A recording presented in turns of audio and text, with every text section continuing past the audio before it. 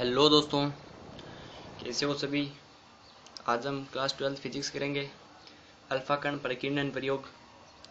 अगर आपने पार्ट 1 नहीं देखा है तो प्लीज़ पार्ट 1 जाके देख लेना। वहाँ पे थॉमसन का परमाणु मॉडल कराया हुआ है और परमाणु के बारे में जो इम्पोर्टेंट मॉडल आए थे उनके बारे में आज हम अल्फा कण प्रकीर्णन प्रयोग बताते हैं, क्योंकि इसकी व्याख्या थॉमसन मॉडल नहीं कर सका था। अल्फा कण प्रकीर्णन प्रयोग की व्याख्या थॉमसन मॉडल नहीं कर सका था, इसीलिए रदरफोर्ड के सुझाव पर गाइगर व मार्सडन ने 1919 में एक स्वर्ण पन्नी पर अल्फा कणों के प्रभाव का अध्ययन किया। तो मैं यहाँ पे लिख देता हूँ, सन 1919 ईस्वी में रदरफोर्ड के सुझाव पर रदरफोर्ड के सुझाव पर दोस्तों गाइगर तथा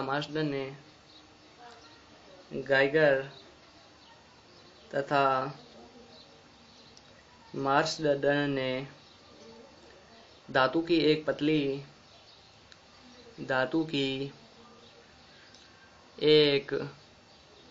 पतली पन्नी पर आपतित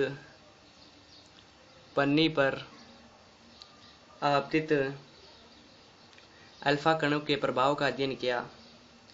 अल्फा कणों के प्रभाव का अध्ययन किया।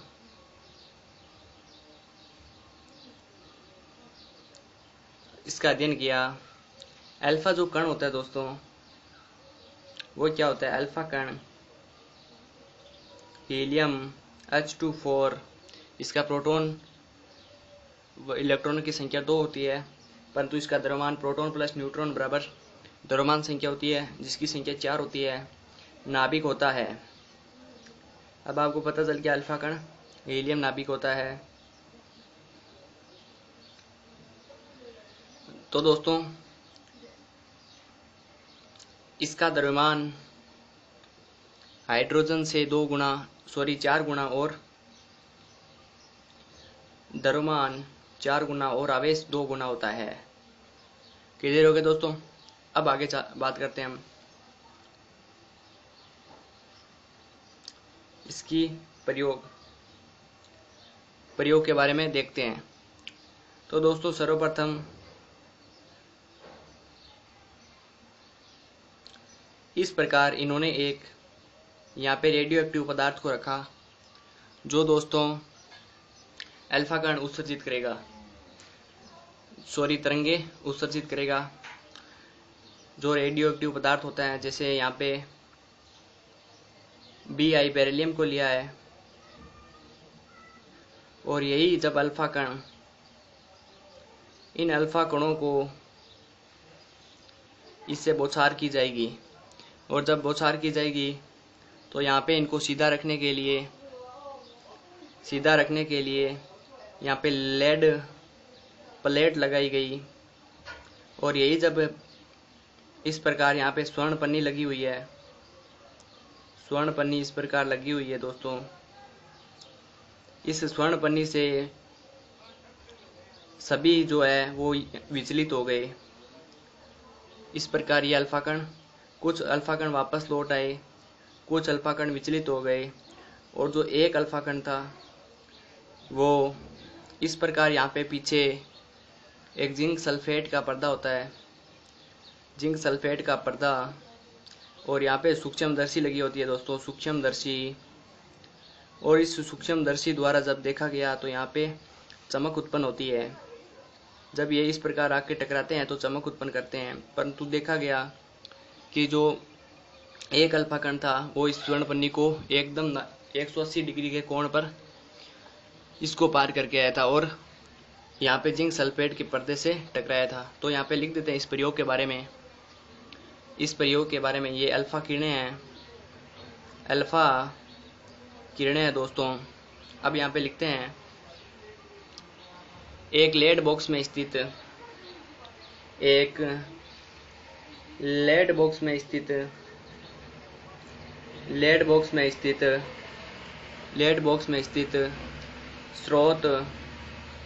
स्रोत या जिसे पदार्थ बोलते हैं, पदार्थ Bi, ये एक प्रकार का रेडियो एक्टिव पदार्थ है दोस्तों। जैसे यूरेनियम होता है, थोरियम होता है, रेडियम होता है, इसी प्रकार Bi जिसका इलेक्ट्रॉन संख्या या प्रोटॉन की संख्या 83 है, वही इसका द्रव्यमान 214 है, से उत्सर्जित अल्फा कणों के किरण पुंज को अल्फा कणों के किरण पुंज को लेड की प्लेट से गुजार कर संरेखित कर, यहाँ पे लेड की प्लेटें लगाई है ताकि संरेखित हो जाए। तो दोस्तों लेड की प्लेट से संरेखित कर, यानी एक ही रेखा में किया गया उसको संरेखित कर किरण पुंज के मार्ग में स्वर्ण धातु की पतली प्लेट को रखा जाता है। स्वर्ण धातु की पतली प्लेट को रखा जाता है। ये स्वर्ण पन्नी भी बोलते हैं जिसे, रखा जाता है, जिसकी मोटाई 10⁻⁷ मीटर होती है। जिसकी मोटाई 10⁻⁷ मीटर होती है, यानी बहुत पतली पन्नी ली जाती है, जिससे कि यहाँ स्वर्ण पत्र को इसीलिए रखा जाता है जिससे कि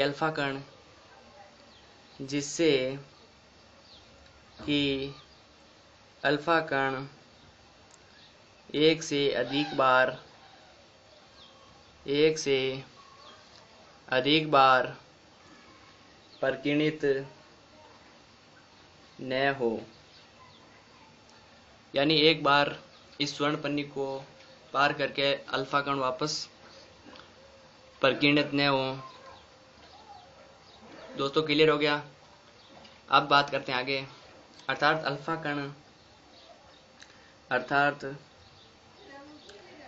कण का विक्षेप अकेले परमाणु की टक्कर के कारण हो। अकेले परमाणु की टक्कर के कारण हो दोस्तों। इस स्वर्ण पत्र के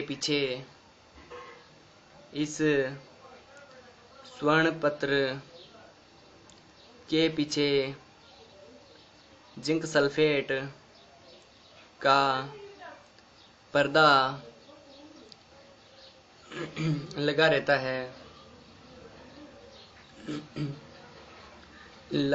है। इसके अंदर दोस्तों निर्वात रखा जाता है। इसके अंदर निर्वात रखा जाता है। इसके अंदर दोस्तों निर्वात रखा जाता है क्योंकि अल्फा कणों की वायु के कणों से कोई टक्कर ना हो। क्योंकि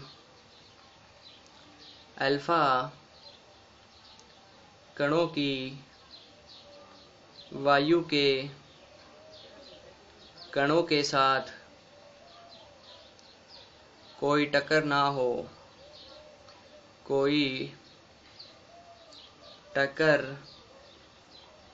हो दोस्तों। जब अल्फा कण पर्दे से टकराते हैं,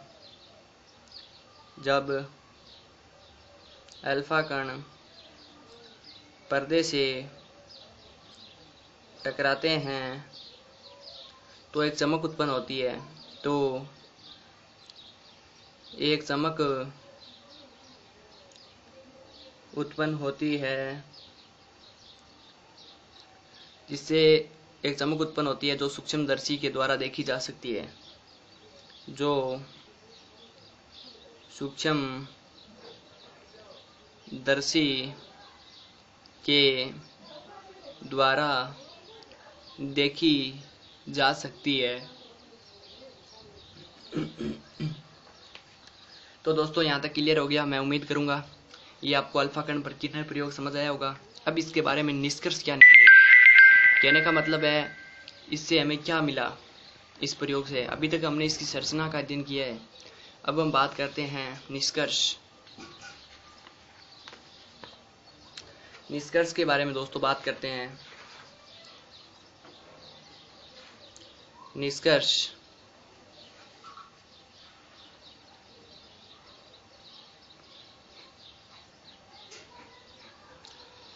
अधिकतर अल्फा कण बिना प्रकीर्णित हुए अपने पूर्व मार्ग की दिशा में, अधिकतर अल्फा कण दोस्तों अपने पूर्व मार्ग की दिशा में स्वर्ण पत्र के पार चले जाते हैं। स्वर्ण पत्र के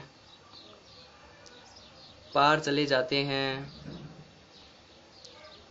अधिकतर अल्फा कण जो होते हैं दोस्तों वो अपने पूर्व मार्ग की दिशा में स्वर्ण पत्र से पार चले जाते हैं, अर्थात उनमें ये प्रकीर्णित नहीं होते हैं। बिना प्रकीर्णित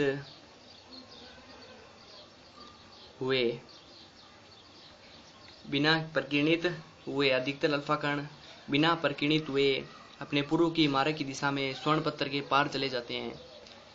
स्वर्ण पत्र के पार चले जाते हैं दोस्तों। आगे दोस्तों इसके बारे में अध्ययन करते हैं।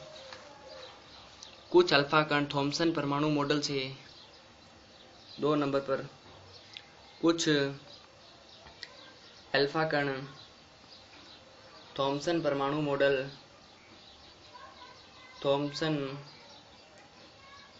मॉडल से विचलन कोण 1 डिग्री से भी बहुत कम कोण पर प्रकीर्णित हो जाते हैं। 1 डिग्री से भी बहुत कम कोण पर प्रकीर्णित हो जाते हैं। रदरफोर्ड का अल्फा कण प्रकीर्णन प्रयोग क्या कहता है? यह थॉमसन मॉडल से भिन्न है। इस प्रकार ये निष्कर्ष निकला। अब दोस्तों इम्पोर्टेंट जो टॉपिक है हमारा वो है, इसमें एक निष्कर्ष और निकलता है दोस्तों, उसकी भी अध्ययन कर लेते हैं हम। अधिकांश अल्फा कण स्वर्ण पत्र के पार निकल जाते हैं। अधिकतर अल्फा कण स्वर्ण पत्र से पार चले जाते हैं, अर्थात परमाणु का अधिकतम भाग खोखला है, अधिकांश भाग खोखला है। अधिकांश भाग दोस्तों खोखला है। अब बात करते हैं हम परमाणु का रदरफोर्ड मॉडल। परमाणु ने इस प्रकार अल्फा कण प्रकीर्णन प्रयोग किया तो इन्होंने देखा कि परमाणु जो होता है उसकी संरचना कैसी होनी चाहिए। तो यहाँ पे लिख देता हूँ मैं, परमाणु का रदरफोर्ड मॉडल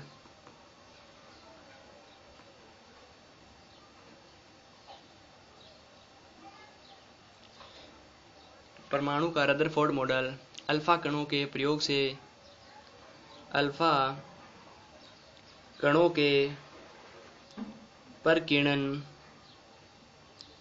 प्रयोगों से प्राप्त प्रयोगों से प्राप्त निष्कर्षों के आधार पर रदरफोर्ड ने परमाणु संरचना के संबंध में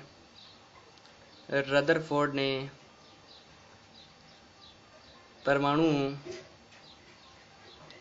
संरचना के संबंध में एक मॉडल प्रस्तुत किया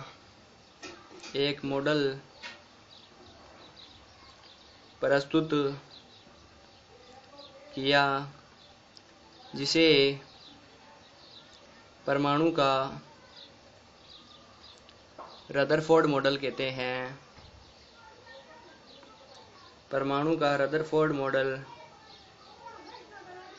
हैं। तो दोस्तों, अल्फा कणों के प्रकीर्णन प्रयोग के आधार पर इन्होंने एक मॉडल का प्रस्तुत किया। इन्होंने कहा कि परमाणु की संरचना जो होती है वो इस प्रकार होनी चाहिए। तो यहाँ पे लिख देता हूँ मैं। इनके अनुसार इन्होंने क्या बताया? इन्होंने कहा कि प्रत्येक परमाणु का समस्त धनावेश, प्रत्येक इम्पोर्टेंट है दोस्तों, परीक्षा में बहुत बार आता है, इम्पोर्टेंट है। प्रत्येक परमाणु का समस्त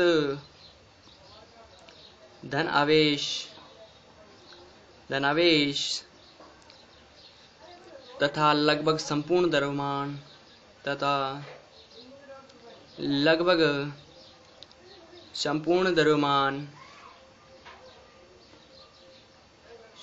द्रव्यमान केंद्र में निहित होता है। परमाणु के केंद्र 10⁻⁻15 मीटर का जो केंद्र होता है की कोटि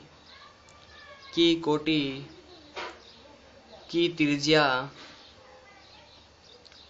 के सूक्ष्म गोले में केंद्रित होता है।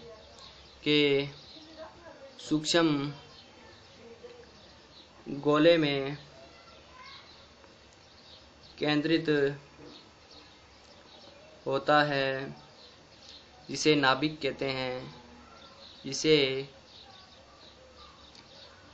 कहते हैं।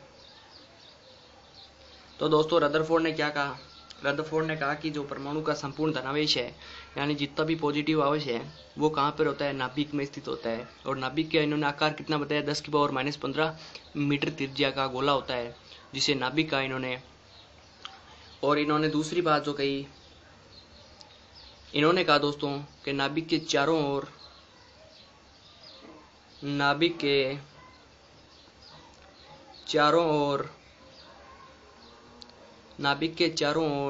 10⁻⁻10 मीटर की कोटि की त्रिज्या के खोखले गोले में इलेक्ट्रॉन वितरित होते हैं। इलेक्ट्रॉनों का कुल ऋणावेश नाभिक के धनावेश के बराबर होता है। नाभिक के धनावेश के बराबर होता है। इन्होंने अब परमाणु का आकार बताया 10⁻⁻10 मीटर त्रिज्या के कोटि का। इन्होंने परमाणु खोखले गोले में इलेक्ट्रॉन जो होते हैं वो इस प्रकार वितरित होते हैं। इसका हम डायग्राम बनाते हैं दोस्तों।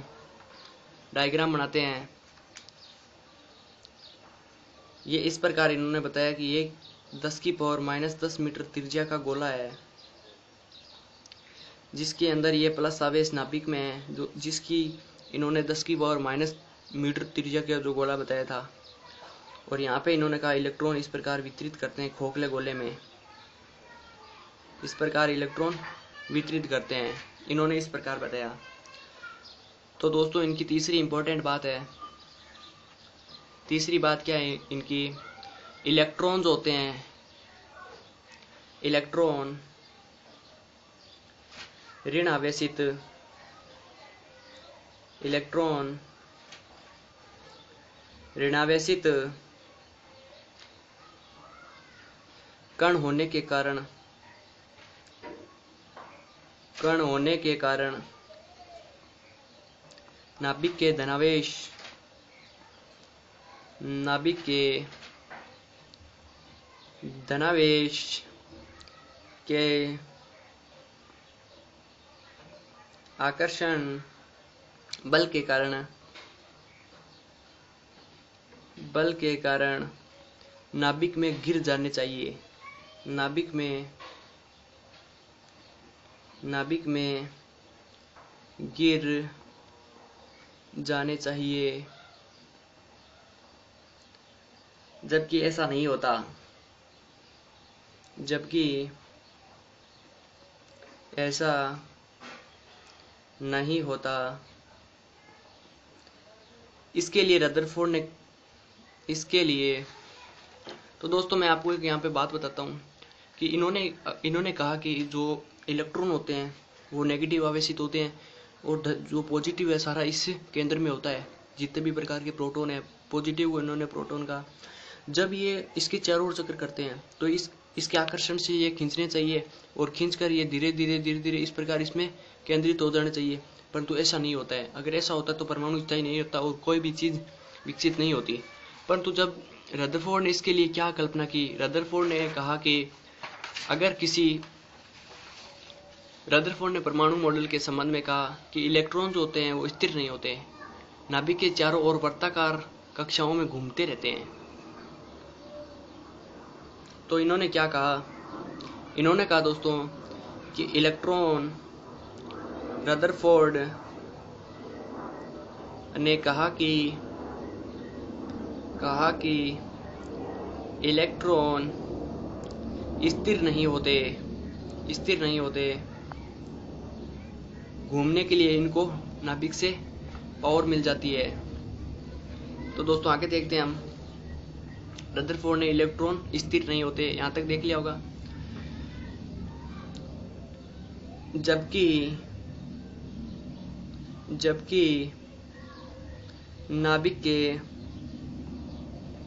नाभिक के चारों ओर चक्कर लगाते रहते हैं, चारों ओर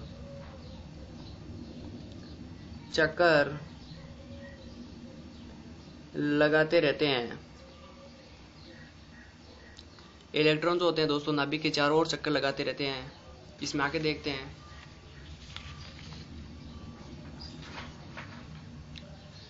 फिर इन्होंने कहा कि ठीक उसी प्रकार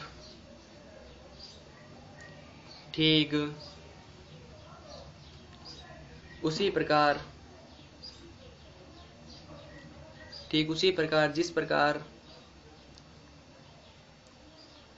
सूर्य के चारों ओर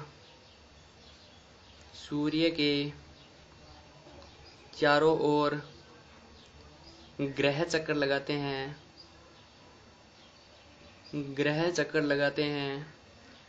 अब इनकी बातों में कुछ जो पॉजिटिव थिंकिंग है वो आ रही है, क्योंकि इन्होंने ये प्रूफ भी कहा है, इन्होंने कल्पना कर चुके हैं। हम भी ये मान सकते हैं कि जिस प्रकार सूर्य के चारों ओर पृथ्वी चक्कर लगाती है वो उसमें कभी नहीं गिरती, परंतु गुरुत्वाकर्षण उसका ज्यादा होता है सूर्य का, वो हमारी पृथ्वी को खींचने का प्रयास करता है, परंतु वो इसमें वृत्ताकार पथ में होने के कारण वो उसमें गिरता नहीं है। इसी प्रकार उन्होंने व्याख्या की। तो इन्होंने कहा नाभिक के चारों ओर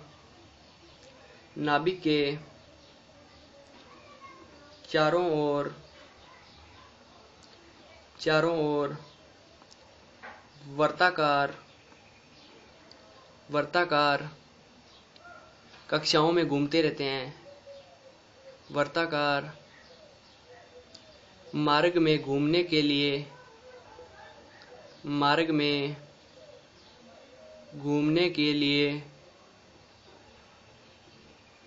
वर्ताकार मार्ग में घूमने के लिए आवश्यक अभिकेंद्रीय बल दोस्तों, अभिकेंद्रीय बल कौन देता है? इलेक्ट्रॉन तथा नाभिक के बीच इलेक्ट्रॉन तथा नाभिक के बीच लगने वाले स्थिर विद्युत आकर्षण बल से प्राप्त होता है। स्थिर विद्युत आकर्षण बल से प्राप्त होता है। तो दोस्तों क्लियर हो गया होगा। इन्होंने कल्पना की, इनसे पूछा गया कि अगर इलेक्ट्रॉन है वो परमाणु में है, उसके चारों ओर है, तो वो नाभिक में गिरते क्यों नहीं। तो इन्होंने रदरफोर्ड ने कल्पना की कि ये स्थिर नहीं रहते हैं, ये इसके चारों ओर, नाभिक के चारों ओर गति करते हैं। इन्होंने क्या कहा, ये हमारा नाभिक है, इन्होंने कहा ये इलेक्ट्रॉन यहाँ पे स्थिर नहीं रहते हैं, ये क्या करते हैं, गति करते हैं। जिसके जैसे सूर्य के चारों ओर सभी ग्रह गति करते हैं, उसी प्रकार इलेक्ट्रॉन जो होते हैं वो ग्रह के चारों ओर गति करते हैं, सॉरी नाभिक के चारों ओर गति करते हैं। जिसके कारण ये इसको जो घूमने के लिए जो ताकत मिलती है वो इन दोनों बलों के जो बीच में जो बल लग रहा है, ये इसको खींच रहा है, ये इसको इसकी ओर जाना चाहता है क्योंकि पॉजिटिव नेगेटिव है। तो इसके बीच का ये जो बल है ये इसको घूमने के लिए, जिस प्रकार हम किसी डोरी को पत्थर बांधकर खींचते हैं, खींचकर साथ में घुमाते हैं, तो वो इस प्रकार घूमता है, हमारे चारों ओर घूमता है। क्योंकि हम खींचने का भी प्रयास करते हैं, वो बाहर जाना चाहता है परंतु हम खींचने का प्रयास करते हैं। उसी प्रकार इन्होंने समझाया कि जो इनको घूमने के लिए आवश्यक अभिकेंद्रीय बल जो मिलता है वो नाभिक और उसके बीच लगने वाले आकर्षण बल से प्राप्त होता है। अब बात करते हैं रदरफोर्ड मॉडल की कमियां।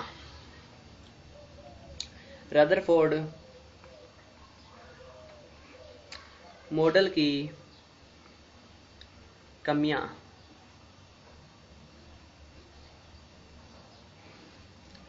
क्या कमियां रह गई थी रदरफोर्ड के मॉडल में। तो इन्होंने कहा कि इलेक्ट्रॉन जो होते हैं, इलेक्ट्रॉन लगातार नाभिक के चारों ओर घूमते हैं।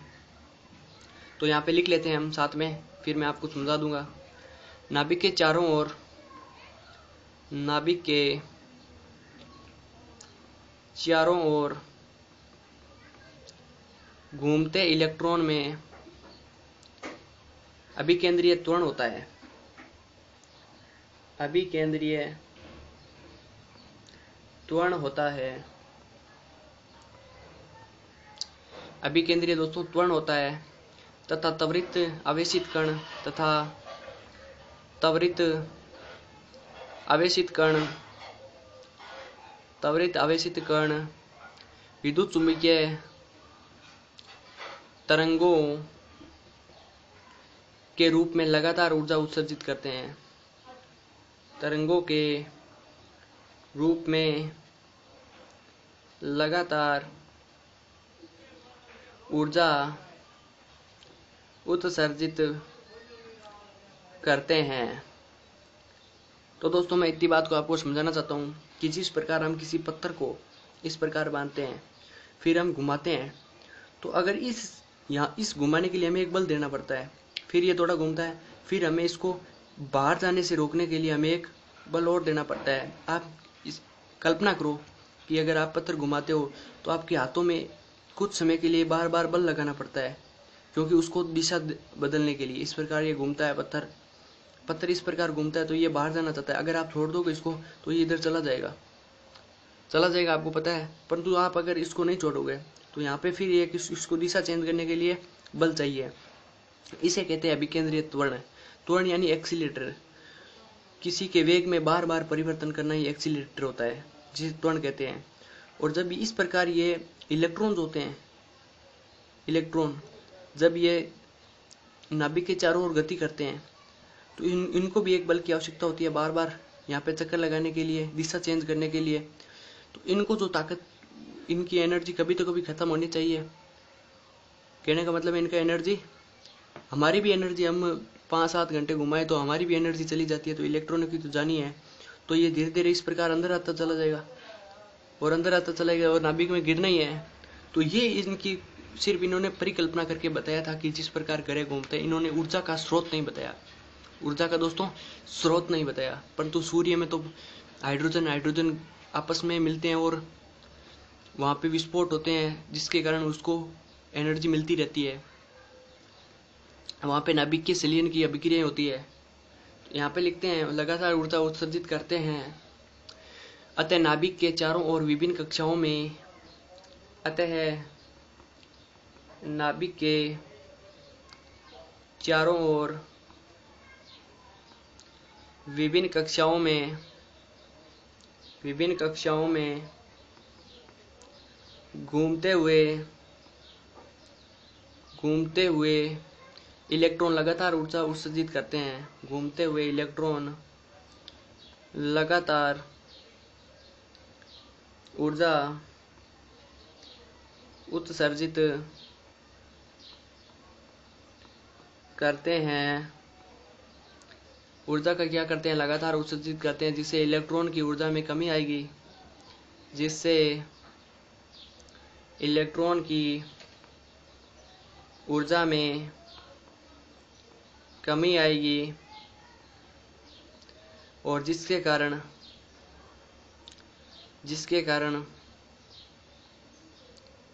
कारण इलेक्ट्रॉन जो होगा दोस्तों सर्पिलाकार गति करते हुए अंत में नाभिक में गिर जाएगा। तो स्थायी कहाँ हुआ? अर्थात परमाणु अस्थायी है, अर्थात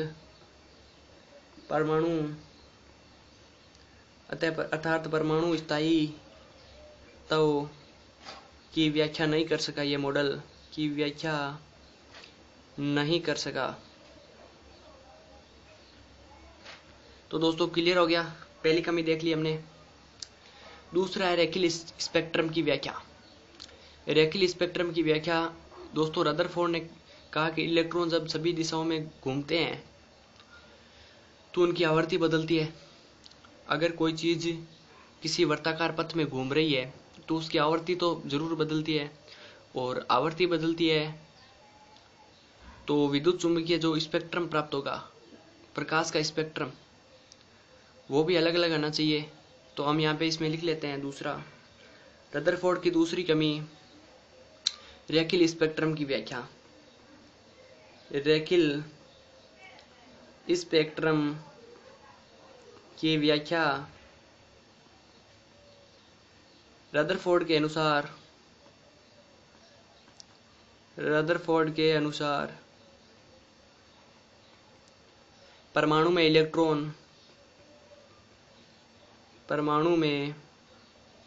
इलेक्ट्रॉन नाभिक के चारों ओर गति करते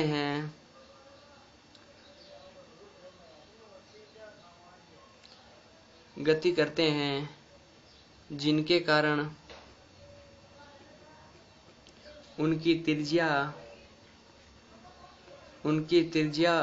इनकी आवृत्ति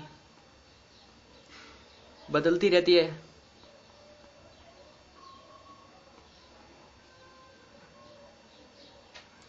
आवृत्ति क्या है दोस्तों? बदलती रहती है। अगर वो एक चक्कर कर रही है कोई चीज, उसकी आवृत्ति में तो चेंजेज होगा ही। तो इसके फलस्वरूप इलेक्ट्रॉन जब देखते हैं दोस्तों तो इलेक्ट्रॉन्स होते हैं, इसके फलस्वरूप इलेक्ट्रॉन सभी संभव आवृत्तियों की विद्युत चुंबकीय तरंगे उत्पन्न करते हैं। तो अभी हमने यहाँ तक देखा था कि जो उनकी तो आवृत्ति बदलेगी, क्योंकि वो अलग अलग त्रिज्याओं की वर्ताकार कक्षाओं में घूमते हैं। अगर वो वर्ताकार कक्षाओं में घूमते हैं दोस्तों तो उनकी आवृत्ति तो बदलनी चाहिए थी, परंतु इलेक्ट्रॉन्स होते हैं वो सभी समूह आवृत्तियों की विद्युत चुंबकीय तरंगे उत्पन्न करते हैं। इसके मतलब ये तो गलत है, परंतु परंतु दोस्तों परमाणु का उत्सर्जित परमाणु द्वारा उत्सर्जित प्रकाश का स्पेक्ट्रम रेखीय होता है। इसका जो स्पेक्ट्रम प्राप्त होता है वो भी रेखीय स्पेक्ट्रम प्राप्त होता है, यानी एक रेखीय होता है। अर्थात हम कह सकते हैं कि दोस्तों यह रेखीय स्पेक्ट्रम की व्याख्या या रेखीय स्पेक्ट्रम की व्याख्या नहीं कर सका। तो दो इनके दोष देखा था। हमने कहा इलेक्ट्रॉन्स होते हैं दोस्तों वो स्थायी नहीं होते, परमाणु स्थायी की व्याख्या इन्होंने नहीं की, दूसरा रेखीय स्पेक्ट्रम की। तो दोस्तों उम्मीद करूंगा आपको सेशन पसंद आया होगा। ज़्यादा से ज़्यादा शेयर करना। धन्यवाद।